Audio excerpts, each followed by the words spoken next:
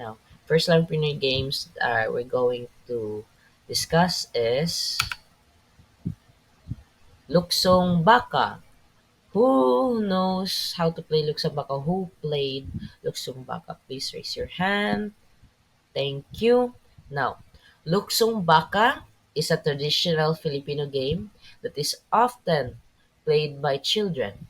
The name Luksong Baka translates to jumping over the cow in English.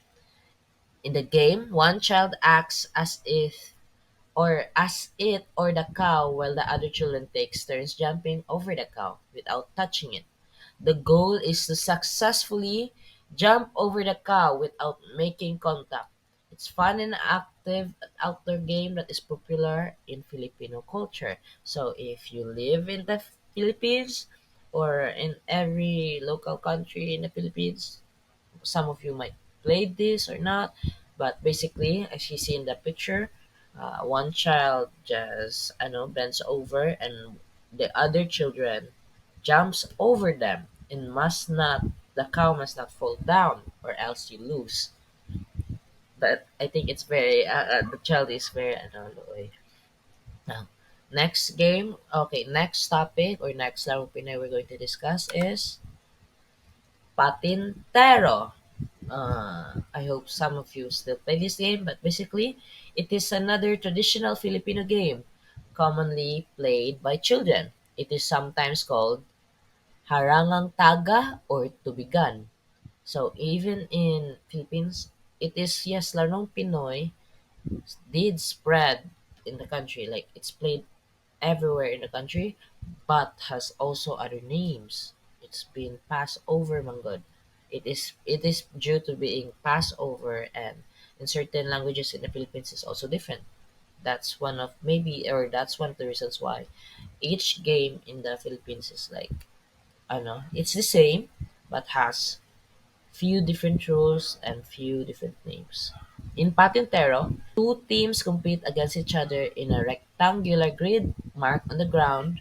One team forms a line and acts as the defenders while the other team tries to pass through their lines without being tagged. So basically, there's going to be two teams and the other team is defending them to not get passed through them, or else the attacking team gets a point. So what I mean is I'm going to show you the next slide so to broaden your knowledge about this game. This is how you play it. So the objective of the game is for the offensive team to cross the grid and reach the other side without getting tagged by the defenders. So the defenders are the red dots or the red dots. The defenders are the red dots and the attacking team is the blue dots. So the defenders must work together to block the path of the offensive team. The game involves running, dodging, and teamwork, making it fun and engaging outdoor activity for children in the Philippines. So basically, so as we can see in the first image, we can see the blue dots going over to the red dots. So basically, these are people. So the blue team or the blue dots are the attacking team and the red dots are the defending team and they are placed in this grid. So basically the grid indicates on where to get through. So if you get passed by the grid like in this outer rectangular if you get out of this you'll be out, or it means it's not included for you to get passed through. So they must be in the grid, not outside the grid. So the blue dots go past. So as you can see, the second image, the blue dots get passed over through the red dots. But here's the thing: if you get touched by the defenders, you are out. You get no points, and not only that, you get also kicked out, or you cannot play the game anymore to provide points for the team. So not only that, look at the second image.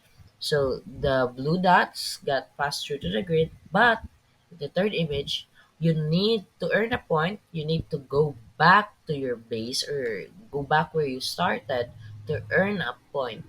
So basically, this game is about teamwork and cooperating and dodging. So this is where your mobility, critical thinking comes in. and it's really fun game.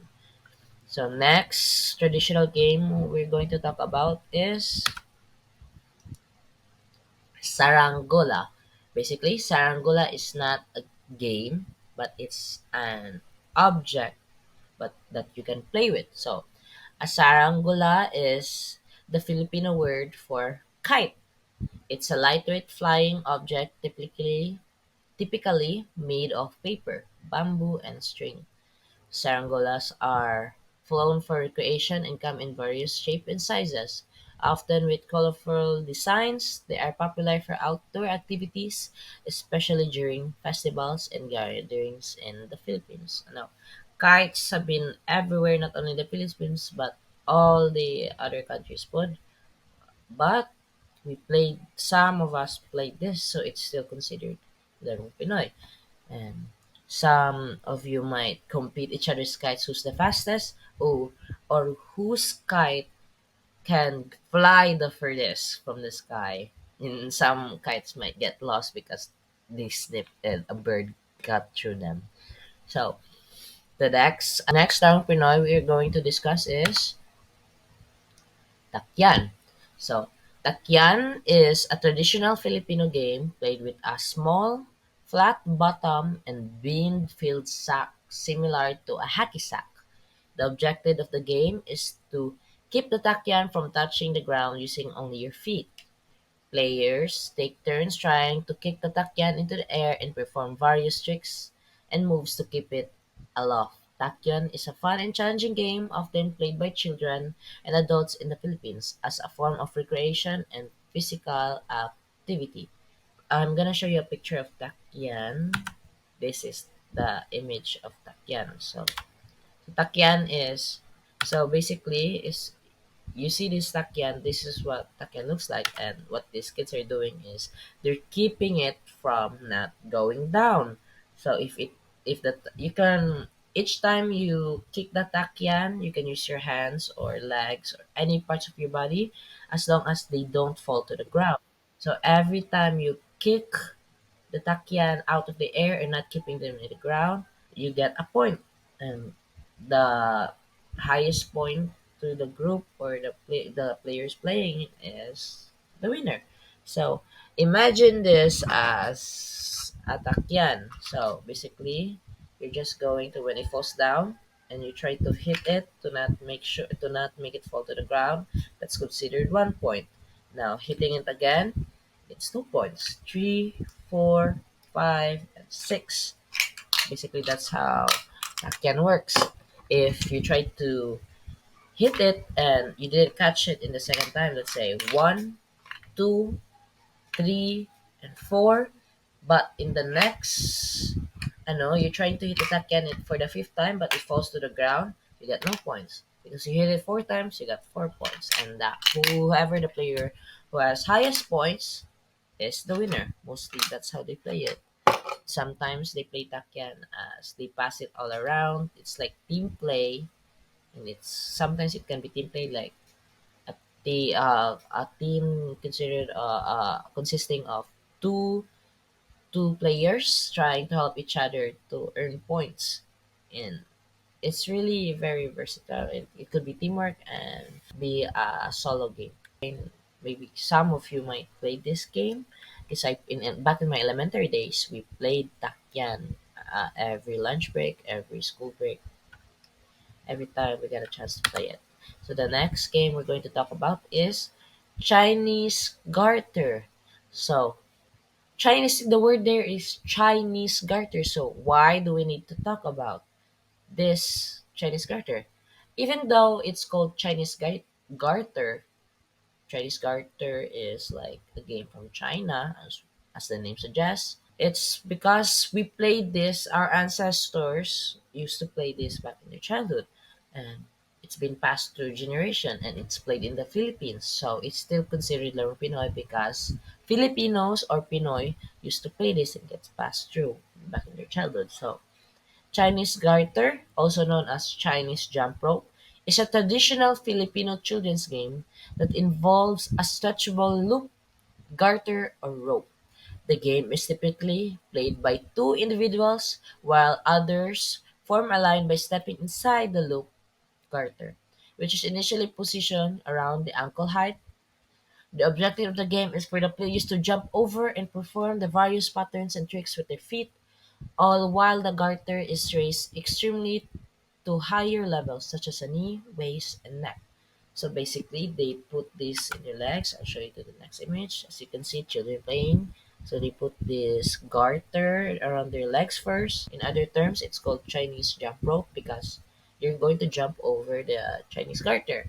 Not only that, you're going to have ano, as you do tricks to the Chinese garter, if you finish the pattern trick of that Chinese garter, it gets higher. So from feet, you're going to raise it to the knee and you're going to do the pattern again. And next is they're going to put it in their waist. They're going to do the trick again and making the pattern. But it's becoming challenging because the garter is raised so big. It means you get to jump higher until it gets to your waist, your chest, your shoulder. The garter goes to your shoulder, your neck, and the head. That's why it's getting challenging because you have to jump high and make sure you get past through the garters. And players must display agility, coordination, and flexibility to avoid getting caught by the garter or making a mistake. Chinese garter is a popular and enjoyable pastime among Filipino children and is often played in schoolyards and during leisure time. Same to takyan or to other Filipino games. Play these during lunch breaks, snack breaks, or our free time, or even in weekends or in summer. We play some of these games, not only Chinese garter but other games.